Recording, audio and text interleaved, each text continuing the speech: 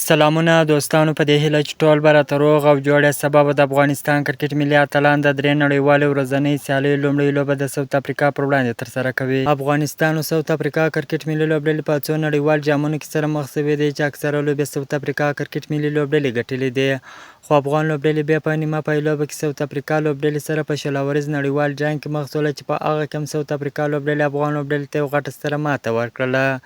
افغانستان او ساوث افریقا کرکټ ملي لوبډلې تر اوسه کوم سیریز نه دی ترسره کړی. دا لومړی ځل دی چې افغان لوبډله له ساوث افریقا سره د 3 نړیوالې ورځنۍ سیالیو لوبلړۍ ترسره کوي. که وګورو د ساوث افریقا کرکټ ملي لوبډله ډیره قوي او پیاوړې لوبډله لري او ډیرو غټو لوبډلو ته ماتې هم ورکړې دي. هغه که توپ اچونه ده که توپونه ده، په دواړو برخو کې د ساوث افریقا لوبډله ډیره قوي او پیاوړې لوبډله ده. خو بل اړخ ته که بیا وګورو، افغان لوبډله هم ډیره زبردسته بهترینه لوبډله ده چې ډیر ځوانان لوبغاړي ورسره دي او انشاءالله د ساوث افریقا پر وړاندې به یو ښه لوبه ترسره کوي.